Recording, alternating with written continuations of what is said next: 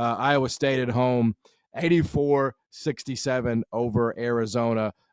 Gilbert back for this one. Curtis Jones back for this one, and man, they needed it, and they could not miss. 50% from the field, 52% from three, 83% from the foul line. Rob, it felt like this was just, good to be healthy again for the Cyclones. Well, I think that's my biggest takeaway is that Iowa State finally has their full arsenal of weapons, right? And with their full arsenal of weapons, they go out here and they beat up on an Arizona team that was 2 games ahead of them in the Big 12 regular season standings. Milan Momcilovic was, I think, what do you have, 17 tonight?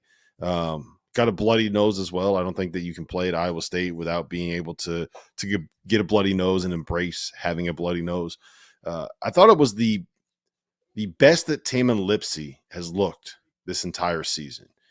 15 points, 8 assists.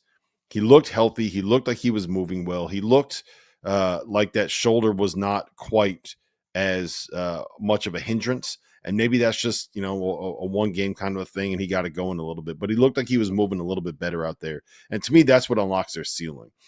We know they can be with Curtis Jones. We've seen Keyshawn Gilbert when he's at his best, how effective he could be.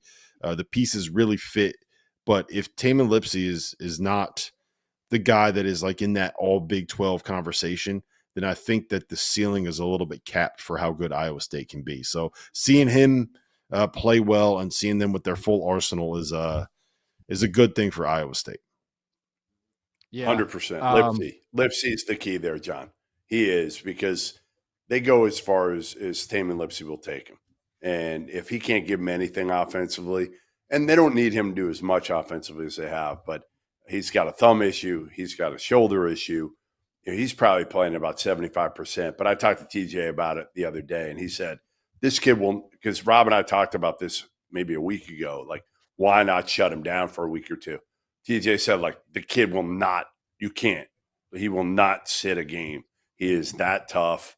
But I thought this was a big revenge game. And, Caleb Love couldn't make that 40-footer in this game because – number one, he was 2 for 15 from the field, 2 for 10 from 3, and number 2, they lost by 17 points, so they were never in this game. There's no such thing as a 17-pointer. That's the problem. Caleb thinks there might be, though. You never know. You bring up those splits as if that's not exactly where Caleb Love wants to be, baby. 2 of 11 from 3. Give my man a one-possession game. He had been good the last couple of games. He had been efficient. He had been Carolina Caleb, and tonight, just never know what you're going to get. So definitely, as you mentioned, I think just to bottom line it, like Rob said, a reminder for sure that when this Iowa State team has all their dudes, do not write them off. They will be in the mix when they are healthy. And in fact, I would say this, John, I would say this. I don't know what the future is right now, what the futures are on Iowa State, but I would say this, because now they've got Gilbert and Curtis Jones back in time with a week to go before the regular season's over. I would say if you're smart, maybe throw a little bit on the future for the Cyclones.